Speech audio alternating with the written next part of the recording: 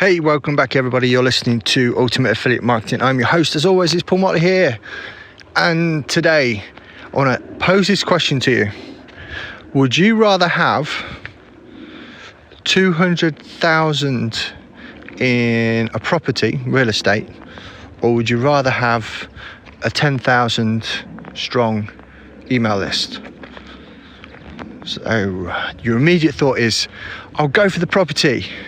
However, as marketers, we think differently because we think, okay, right, well, if we've got 10,000 people on our email list, what's that going to produce us?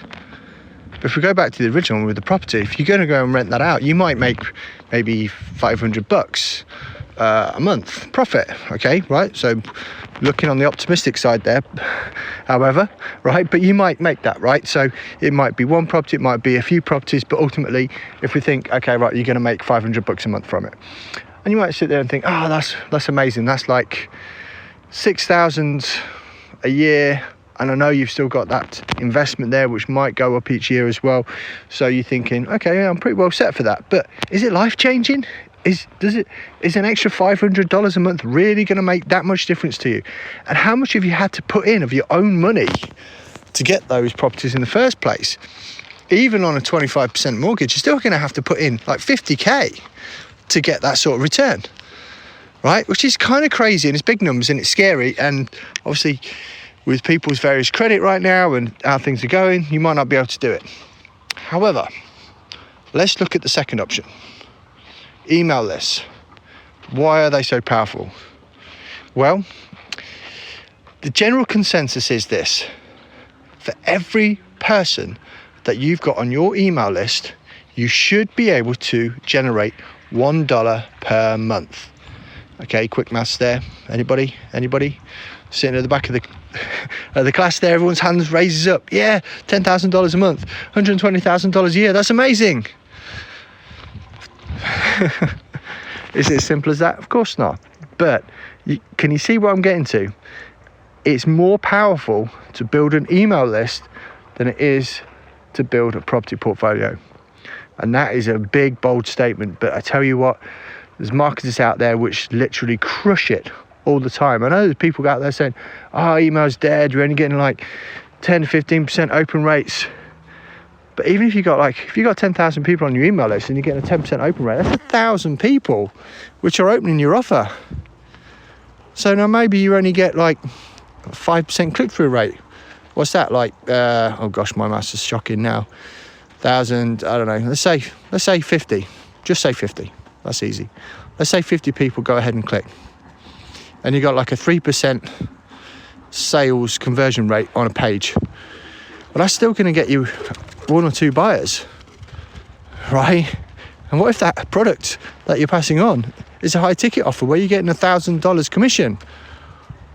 Now the numbers start thinking, interesting. So I can make one or two sales and get 1,000 to 2,000, even if things go terribly wrong, by having a 10,000 email list.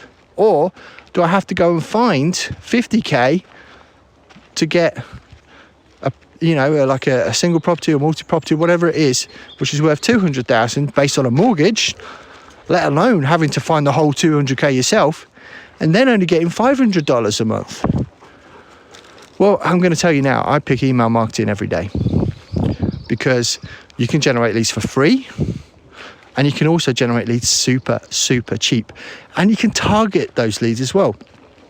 You can segment out the best type of leads for the products and offers that you've got going on. So let's say, for example, you're running a campaign, whether it's organic or whether it's paid, and you're targeting affiliate marketers which own their own Facebook business page.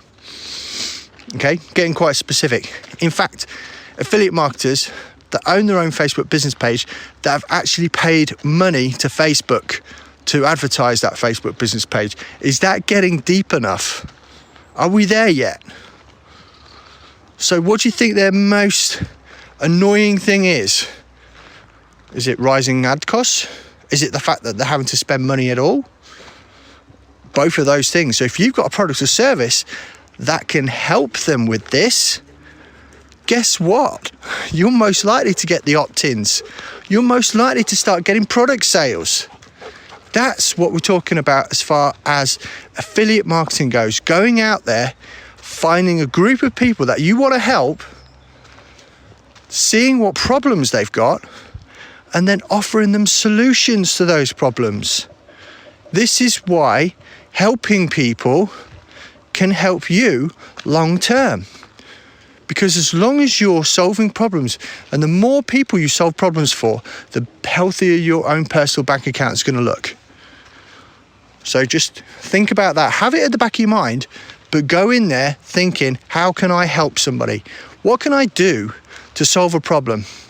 And is there a product or service that can help them with this? And if there isn't, then you can create one, right? If you have the skills and the knowledge yourself and you already know the solutions, create your own product. I mean, crikey, I was listening to some of the stuff from John Armstrong, right? Some of his products he hardly has anything to do with. He outsources most of it.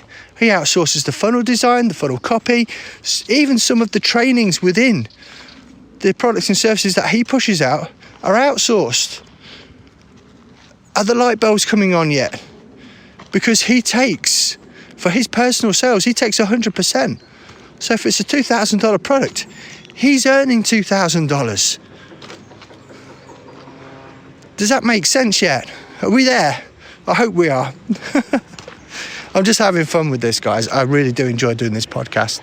And I enjoy getting out there every day to do it and deliver these type of podcasts and this sort of messages to you guys. And I appreciate so many people that have helped me along the way as well. And it's a little bit of I'm not ego tripping here. I'm just saying that I appreciate those people out there which listen, which is you included, obviously. I appreciate those people which have helped me start it and grow it. Everyone that's come on the podcast for interviews and that, and I've had a spat of interviews. I've had some amazing guests on there. I've been going through some traumatic things off the internet, so completely offline, so sometimes it's been really difficult to schedule people in, but I do plan on getting that side of the podcast up again soon as I can, and I hope everyone is staying safe and well, and I will catch you again tomorrow.